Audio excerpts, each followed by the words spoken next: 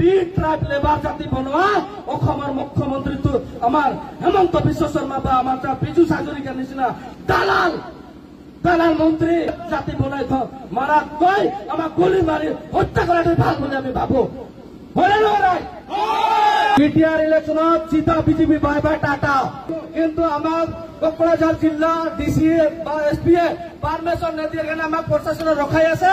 আৰু আমি হতকমা দিবে ছাত্ৰ সন্থা আজি আমি ইয়াৰ পৰা যামে, আমাৰ গণতান্ত্ৰিক আন্দোলন হয় এৰেষ্ট কৰক, গুলি মাৰক, আমি চুপচাপ বহি নাথাকিম। আমাৰ আদিবাসীসকলক জনজাতিকৰণ দিছে নেকি অসম চৰকাৰ? আমাক আদিবাসীসকলক মাটি পাটা দিছে নেকি? আদিবাসীসকলৰ যি আমাৰ অধিকাৰ আছে 1996 পৰা বিঘৰ হৈ আছে, তেনেকে ঘৰ বাৰী পোৱা নাই। এই মানুহকেইটা ঘৰ বনাই দিছে নেকি চৰকাৰে?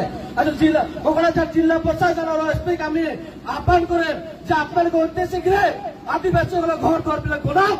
আৰু যিবিলাক আমাৰ বিদ্ৰোহী সংগঠন আছে আপোনালোকে কিমানজনক আজি ইহঁতক সংস্থাপন দিয়াৰ কাৰণে নাম ইনস্পায়াৰ কৰাৰ পিছত আমাৰ গাঁৱত আছে এই ভাইসকলক আপোনালোকে কি সন্মান দিছে, কি সন্মান যাচিছে চৰকাৰে? এইটো জবাব দিব লাগিব। অন্যথা হতকমা দিবে ছাত্ৰ সন্থা আজি ইয়াতে অসমৰ মুখ্যমন্ত্ৰী পত্ৰিকাৰ দাগ কৰিম, কালা পতাকা আমি য'ত মুখ্যমন্ত্ৰী আছে তাতে আমি যাবৰ কাৰণে ৰাজ্যক আহ্বান কৰিম। যেতনা আসাম के आदिवासी आशा के प्रशासनिक भावे बाधा दो আছে, এই प्रशासनिक बाधा কোনোদিন আপনি কি নেওয়া नहीं पारे। गोटा आसाम में हमने आसाम बांध देवे कि हमने आज इतन तले पाए अगर ये से हमने रिली करे और प्रस्ताव मारे नहीं देवे হলে এই হতকমা দিবে ছাত্র সন্থা হুকিয়া সক্ষম সরকার আপনার প্রশাসন পুলিশে আমার আদিবাসী আন্দোলন আদিবাসী ধ্বংস করার অধিকার নয়। একটা আদিবাসী সন্তান মানব টি ট্রাইব লেবার জাতি বনোৱা অসমৰ মুখ্যমন্ত্ৰীটো আমাৰ হেমন্ত বিশ্ব শৰ্মা বা আমাৰ বিজু হাজৰিকাৰ নিচিনা দালাল মন্ত্ৰী আদিবাসীক ধ্বংস কৰাৰ যি ষড়যন্ত্ৰ আমি কেতিয়াও চুপ নাথাকিম।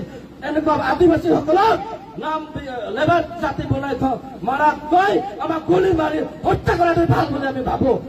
হয় নে নহয়? আমি গুলি ল'ম বুকুত, আজি বুকুত আমি গুলি ল'ম। আজি যি হ'ব যি পৰিস্থিতি পাব প্ৰশাসনক বাধা দিলেও আমি এই আন্দোলন স্থগিত নহ'ব, আমি আন্দোলন কৰিমে।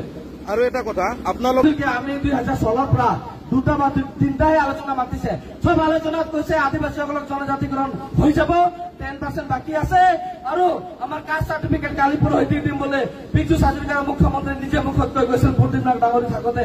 তাৰ লগতে আমি নিজে অসমৰ মুখ্যমন্ত্ৰী কৈছিলো যে আমি ছাৰ এছটিটো আৰু আমি শ্ৰমিক উদ্যোগ মন্ত্ৰী আৰু আমাৰ আদিবাসীসকলক উৰা মুণ্ডা সান্তাল খাৰিয়া হ বিল হিচাপে কাষ্ট চাৰ্টিফিকেট স্পষ্টকে দিয়ক। ল'ৰা ছোৱালীসকলক পুলিচৰ চাকৰি যদি যায় তাতেও আমাৰ ঠেক খায়। ইউনিভাৰ্চিটিতো আমাৰ ল'ৰা ছোৱালী এইটো চাৰ্টিফিকেটৰ কাৰণে আমি বহুত জেগাত আমি ঠেক খাই আছো। এইকাৰণে হতকমা দিবে ছাত্ৰ সন্থাই মুখ্যমন্ত্ৰীক বাৰম্বাৰ আহ্বান কৰা সত্ত্বেও আমাক এই চাৰ্টিফিকেট দিয়া নাই। এইকাৰণে আজি হতকমা দিবে ছাত্ৰ সন্থা মুখ্যমন্ত্ৰী য'তে গৈ আছে আমি তাতে গৈ আছো আৰু ৰিলিজ কৰি আছো যে আমাৰ আদিবাসীসকলক কিমান দিন প্ৰাৰ্থনা কৰিব, কিমান দিন বঞ্চিত কৰি ৰাখিব। এই হতকমা দিবে ছাত্ৰ সন্থাৰ প্ৰশ্ন আমাৰ।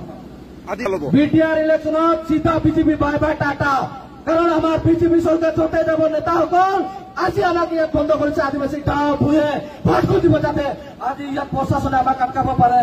আদিবাসী গাঁৱত যেতিয়া ভোট খুজিব যাব আমাৰ যিবিলাক বিজেপি নেতা ধুতি গলিবৰ কাৰণে আহ্বান কৰি আছো, ধুতি গলিবৰ কাৰণে আহ্বান কৰিছো। আৰু য'ত আদিবাসী নেতা বিজেপি ঝাণ্ডা লৈ যায় আদিবাসী গাঁৱত তাক আমি বিচাৰ কৰিবৰ কাৰণে আহ্বান কৰিছো।